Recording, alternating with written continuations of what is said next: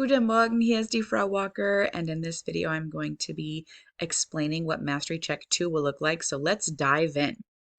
Okay, so this is a conversation between you and your friend that you are going to be composing in written form. You are going to be writing all of the information that needs to be said by your friend and yourself. So this goes back and forth between you and your friend. I'm expecting you to be able to very simply explain some salad recipe and make sure that you're telling me how much and where we're going to buy, the quantities needed, and so on. Let's take a look at this dialogue starting with number 1. You're going to tell your friend that you are making a salad today. So very simply, we are making a salad today. It is, oh, by the way, I want to just note, please do not go into Google and try and look things up. We should be using all of the things that we've learned from lesson 1 and lesson 2 in this. It is very easy for me to see when you've done that. So please make sure that you are not tempted to go into Google.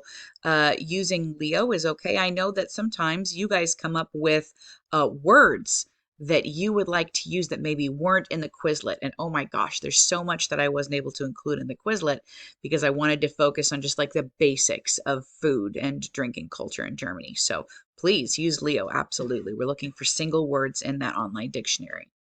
Number 2, your friend asks you what ingredients need to be in your salad. So you are going to say, or you are going to write, what ingredients are there in the salad? Very simply.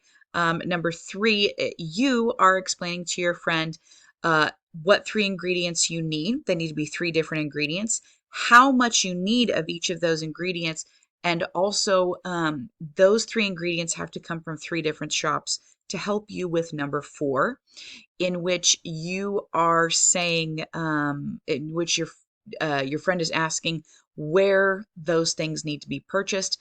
And then number 5 is you telling them the 3 different shops that those ingredients are in. So we're checking vocabulary, which means I need to be able to use all that stuff that we learned from lesson 1. And in that vocabulary, in the syntax and such, I need to see that you can use the accusative case correctly, that you can say there is, the skip listing stuff, and then also that you need to go shopping using several prefixes. Einkaufen is going to be something that you probably will use. Other several prefixes can be found back in the several prefix video, so feel free to be creative there. And if you have any questions, as always, please don't hesitate to come and talk to me first.